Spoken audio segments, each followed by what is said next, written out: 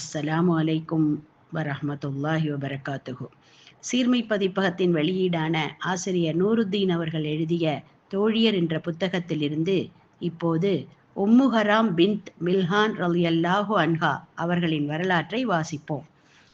உஸ்மான் ரலியல்லாஹு அன்ஹுவின் ஆட்சி காலத்தின் போது அவரிடம் கோரிக்கை வைத்தார் முஆவியா ரலியல்லாஹு அன்ஹு.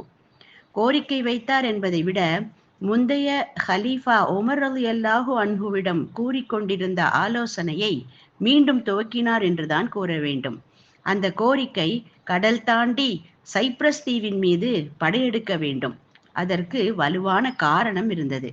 ஆயினும் உமர் ரலியல்லாஹு அன்ஹு அந்த கோரிக்கைக்கு அனுமதி வழங்காமல் தவிர்த்து வந்தார். அதுவரை முஸ்லிம்கள் கடல் கடந்து சென்று போர் புரிந்த அனுபவம் இல்லை என்ற உண்மை ஒரு புறம், அத்தகு கடல் பயணத்தில் பொதிந்திருந்த ஆபத்து இன்னொரு புறம். இதெல்லாம் அவரை பலமுறை யோசிக்க வைத்தது. முஸ்லிம்களின் நலனே பிரதானம் என கருதிய உமர் ரலியல்லாஹு அன்ஹு முஆவியாவின் கோரிக்கையை நிறுத்தி வைத்திருந்தார். ஹிம்ஸ் பகுதியை முற்றிலுமாய் முஸ்லிம்களிடம் இழந்து வெளியேறிய பைசாந்தியர்களுக்கு சிரியா நாட்டை தாண்டி மேற்கு எல்லையை கடந்து கடலில் அமைந்திருந்த சைப்ரஸ் தீவு பெரும் வசதியாய் இருந்தது. ரோமர்களின் படைக்கு அருமையான ஓய்வு தளமாகவும் அவர்களது படைகள் புத்துணர்ச்சி பெறவும் ஆயுதங்களை மறுசேகரம் செய்து கொள்ளவும் வாகான நாடாக அமைந்திருந்தது சைப்ரஸ். சிரியாவில் ஆளுநராயிருந்த முஆவியாவுக்கு ரோமர்கள் முஸ்லிம்களிடம் மோதுவதற்கு சைப்ரஸில் தருணம் பார்த்து காத்து கொண்டிருப்பதை நினைத்து பெரும் கவலை. அது நாளுக்கு நாள் அதிகரித்து கொண்டே இருந்தது. காலடியில் ஆபத்தை வைத்து கொண்டு ஒன்றும் செய்யாமல் இருந்தால் தலைக்கே வினையாகுமே என்று கவலைப்பட்டார். ஆகவே உஸ்மான் ரலியல்லாஹு அன்ஹு அவர்கள் ஹலீஃபா பொறுப்பை ஏற்றதும் இதை பற்றி மீண்டும் பலமுறை வலியுறுத்த ஆரம்பித்தார். அவர் நீண்ட யோசனைக்கு பிறகு இறுதியில் இதற்கு அனுமதி அளித்தார் ஹலீஃபா, முக்கியமான நிபந்தனையுடன். இந்த படையெடுப்பிற்கு வீரர்களை நீங்கள் தேர்ந்தெடுக்க கூடாது, குலுக்கல் முறையிலும் தேர்வு செய்யக்கூடாது. யாரெல்லாம் தாமாகவே கலந்து கொள்ள விரும்புகிறார்களோ அவர்கள் உம்முடைய படையில் இணைந்து கொள்ளட்டும், அவரவர் விருப்பம். ஏகத்துக்கும் ஆபத்து நிறைந்த இந்த படையெடுப்பிற்கு எவரையும் கட்டாயப்படுத்த கூடாது என்பது ஹலீஃபா உஸ்மான் ரலியல்லாஹு அன்ஹுவின் தீர்மானமாயிருந்தது. ஆனால் ஆச்சரியம் நிகழ்ந்தது. எவ்வித வற்புறுத்தலும் இன்றி கடல் கடந்த போருக்கு, அதுவும் அவ்விதம் நடைபெறவிருக்கும் முதல் போருக்கு பெருமளவில் திரண்டது முஸ்லிம்களின் படை.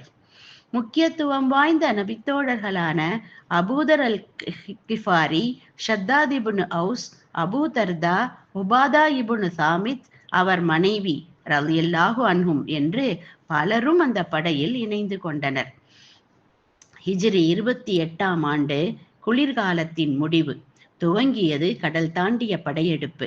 முஸ்லிம்களை சுமந்து கொண்டு சிம்மாசனங்கள் போல் கடலில் மிதந்தன கப்பல்கள். கரை கடந்தது ஏகத்துவ அழைப்பு. இவை அனைத்திலும் மிக முக்கியமாய் நிறைவேறியது கனவொன்று. முஹம்மது நபி ஸல்லல்லாஹு அலைஹி வஸல்லம் அவர்கள் முன்னொரு காலத்தில் கண்ட கனவு அட்சரம் பிசகாமல் நிறைவேறியது. குபாவில் ஈச்சமர தோப்புகளுக்கு இடையே ஒரு வீடு அமைந்திருந்தது. அருகிலேயே நீர் ஊற்று, மாசுராத காற்று என்று வாழ்ந்து கொண்டிருந்தது ஒரு குடும்பம். தோழர் உபாதா இப்னு சாமித் ரலியல்லாஹு அன்ஹுவின் குடும்பம். மக்காவிலிருந்து புறப்பட்டு மதீனாவிற்கு ஹிஜ்ரத் பயணம் மேற்கொண்ட நபிகள் நாயகம் ஸல்லல்லாஹு அலைஹி வஸல்லம் முதலில் குபாவை அடைந்தார்கள். அப்போது மதீனா நகருக்கு வெளியே சற்றேறக்குறைய 3.25 கிலோமீட்டர் தொலைவில் இருந்தது குபா. அந்த ஊரிலேயே சில நாட்கள் தங்கினார்கள். அங்கு பனு அம்ர் இப்னு அவுஃப் எனும் குலத்தாரின் குடியிருப்புகளில் தங்கிக் கொண்டு முதல் பள்ளிவாசலை கட்டினார்கள். அதனால் குபா நகரின் மீது அவர்களுக்கு தனி பிரியம் ஏற்பட்டு போய் மதீனாவிலிருந்து அவ்வப்போது குபாவிற்கு வந்து போவது அவர்களது வழக்கமாக ஆகிப்போனது. அவ்விதம் வரும்போதெல்லாம் தோழர்களை சந்தித்து அளவளாவி அவர்களுடன் சேர்ந்து உணவுண்டு சிறிய மதிய உறக்கம் கொள்வது என்று அன்றைய பொழுது நகரும். அங்குள்ள மக்களும் போட்டி போட்டு நபி அவர்களை கவனித்துக் கொள்வதும் அவர்களிடமிருந்து போதனைகள் பெறுவதும் என பரபரப்புடன் திகழும் குபா. இதில் உபாதா இப்னு சாமித்தின் இல்லம் நபி அவர்களுக்கு தனிச்சிறப்பு. உபாதாவின் மனைவி உம்மு ஹராம் ரலியல்லாஹு அன்ஹா.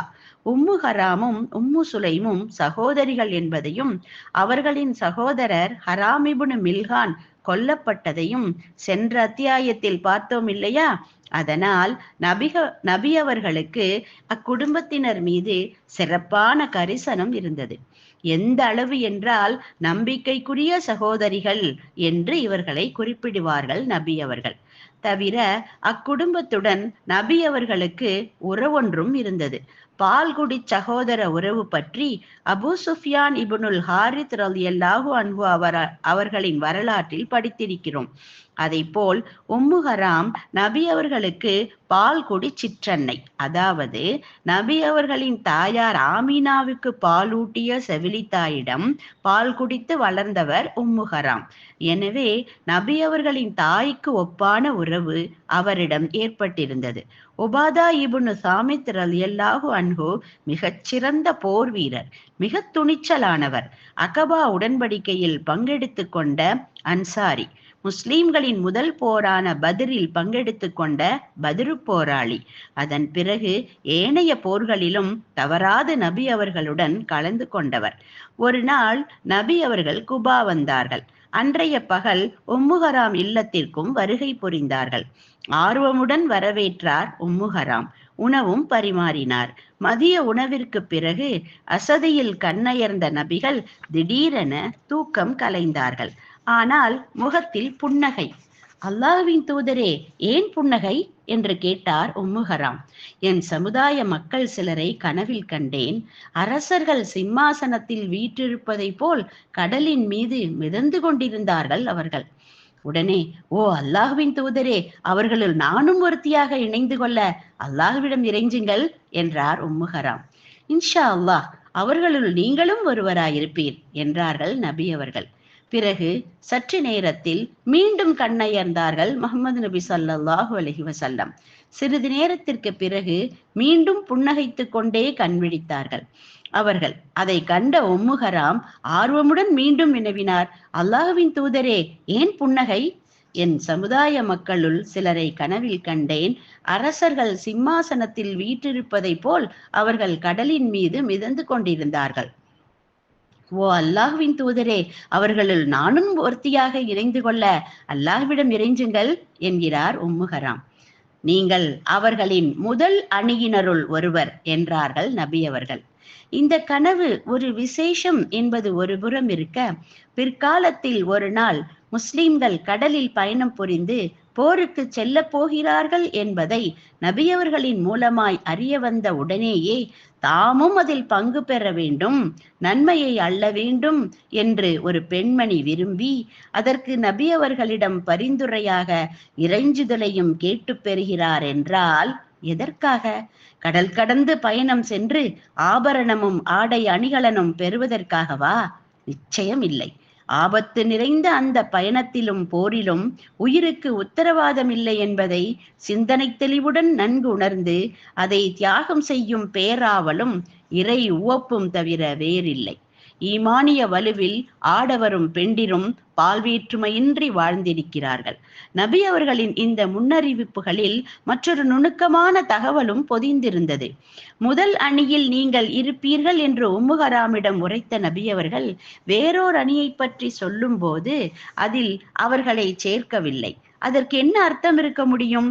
அதன் உட்பொருளை அநேகமாய் உம்மு ஹராம் ரலியல்லாஹு அன்ஹா நன்றாகவே உணர்ந்திருக்க வேண்டும். காத்திருக்க ஆரம்பித்தார்.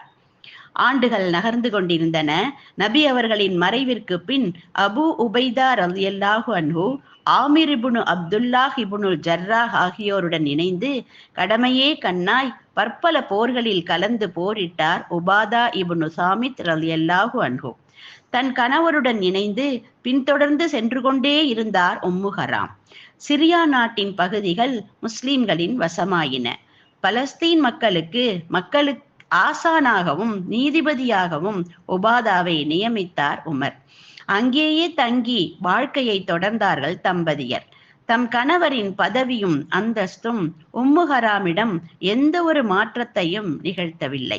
உலகமும் அதன் வசீகரமும் தங்களது எளிய குடியினுள் நுழைய அவர்கள் இடமளிக்கவே இல்லை. குபாவில் எப்படி எளிமையாக வாழ்ந்திருந்தனரோ அதை போலவே இப்பொழுதும் தொடர்ந்தது அவர்களது வாழ்வு. அது பகட்டில்லாத ஆரவாரமற்ற அடக்கமான வாழ்க்கை. ஆனால் ஹராமின் மனதில் மட்டும் எதிர்பார்ப்பு. அன்று நபி அவர்கள் கண்ட கனவும் இவருக்காக அவர்கள் இறைஞ்சியதும் மட்டும் இனிதாய் நினைவில் ஆடிக்கொண்டே இருக்க காத்திருந்தார். இதனிடையே எகிப்து பகுதியில் இருந்த ரோமர்களால் சிரியாவிற்கு அச்சுறுத்தல் இருந்தது. அவர்களை எதிர்கொள்ள அம்ர் இப்னுல் ஆஸ் ரலியல்லாஹு அன்ஹு தலைமையில் எகிப்தை நோக்கி கிளம்பியது ஒரு படை. அந்நாட்டின் உள்ளே நுழைந்து பல போர்கள் புரிந்து ரோமர்களை வென்றார் அம்ர் இப்னுல் ஆஸ். அதன் பின் பழைய எகிப்தில் உள்ள பாபிலோன் கோட்டைகளை முற்றுகையிட்டார் அவர். ஆனால் அந்த முற்றுகையோ அவர் எதிர்பார்த்ததை விட நீண்டு கொண்டே போனது. உதவிப்படை அனுப்பி வைக்குமாறு ஹலீஃபா உமருக்கு தகவல் அனுப்பினார் அம்ர்.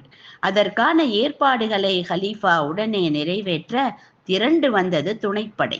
அதிலுள்ள கால்வாசி படையினருக்கு தலைமை தாங்கியவர் உபாதா இப்னு சாமித் ரலியல்லாஹு அன்ஹு.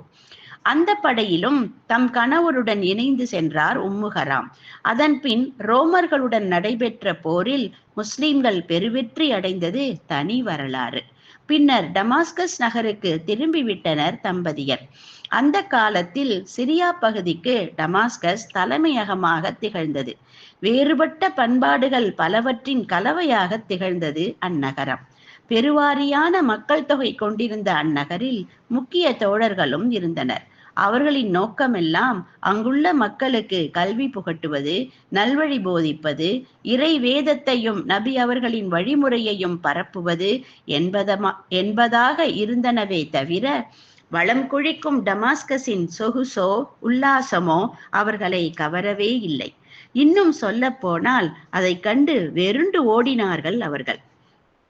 இதற்கெல்லாம் பிறகு உஸ்மான் ரலியல்லாஹு அன்ஹுவின் காலத்தில் சைப்ரஸ் நோக்கி திரண்ட முஸ்லிம்களின் படையெடுப்பை தான் நாம் மேலே அறிமுகப்படுத்தி கொண்டோம். முஆவியா தன் மனைவியுடன் இப்போருக்கு செல்வதாக அறிவித்தார்.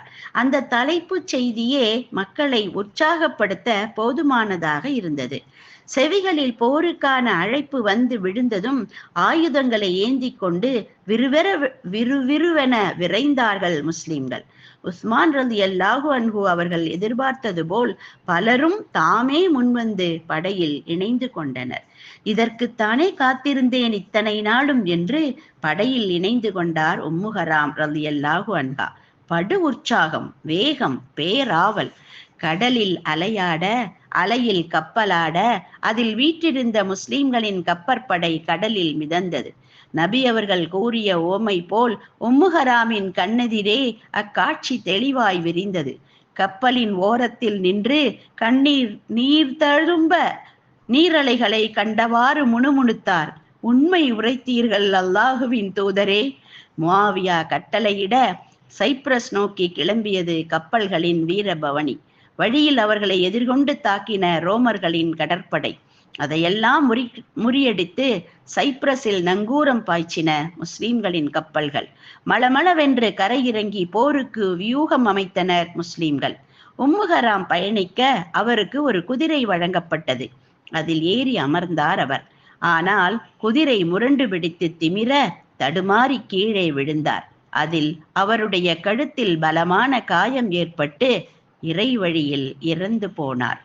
மதீனாவின் குபாவில் இருந்து கிளம்பி ஹிஜாஸ், சிரியா, பலஸ்தீன், எகிப்து, பின்னர் மீண்டும் சிரியா என்று இறை வழியிலான அறப்போரில் கணவருடன் சென்று இறுதியில் சைப்ரஸ் போரில் தன் இறுதி பயணத்தை முடித்து ஷஹீத் என்னும் உயிர் தியாகி அந்தஸ்தை பெற்று உயர்ந்தார் ஹராம் ரலியல்லாஹு அன்ஹா.